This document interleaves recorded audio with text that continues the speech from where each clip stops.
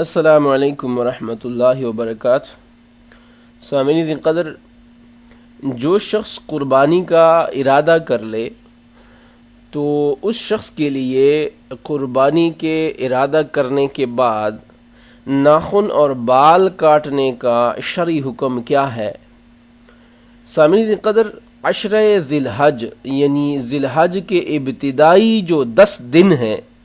اس میں بال اور ناخن نہ کاٹنا فرمان رسول اللہ صلی اللہ علیہ وسلم سے ثابت ہے۔ کوئی شخص قربانی کا ارادہ رکھتا ہو تو ذی الحج کا مہینہ شروع ہو جائے تو اسے چاہیے کہ قربانی کرنے تک اپنے ناخن اور بال وغیرہ نہ کاٹے۔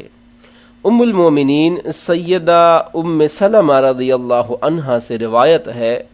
رسول اللہ صلی اللہ علیہ وسلم نے فرمایا،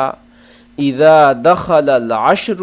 وعنده اضحیۃ یرید ان یضحی فلا یأخذن شعرا ولا یقلمدن ظفرا۔ جب عشر ذی الحج داخل ہو جائے تو جس شخص کے پاس قربانی ہو، وہ قربانی کا ارادہ رکھتا ہو تو وہ اپنے بال کاٹے اور نہ ہی ناخن تراشے۔ یہ صحیح مسلم کی حدیث ہے، حدیث نمبر 1565 جلد 3۔ تو اس فرمان نبوی صلی اللہ علیہ وسلم سے معلوم ہوا کہ قربانی کرنے والا ذی الحج کا چاند نظر آنے سے قربانی دینے تک نہ بال کاٹے اور نہ ناخن تراشے۔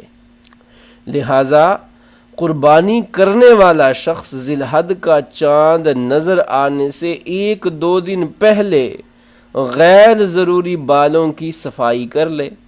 اور اپنے ناخن و سر کے جو بال ہیں وہ ترشوا لے، اس کی سیٹنگ کروا لے، کیونکہ ذی الحج کے پہلے عشرہ میں ان کا بال کاٹنا یا پھر ناخن ترشوانا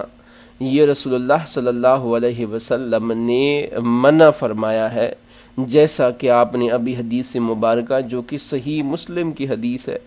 اور حدیث نمبر 1565 ہے، اس حدیث مبارکہ میں حضور نبی کریم علیہ الصلوۃ والسلام نے یہ حکم دیا ہے کہ جو شخص قربانی دے رہا ہے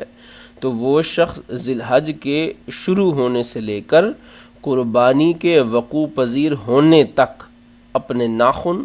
اور بال وغیرہ نہ کاٹے۔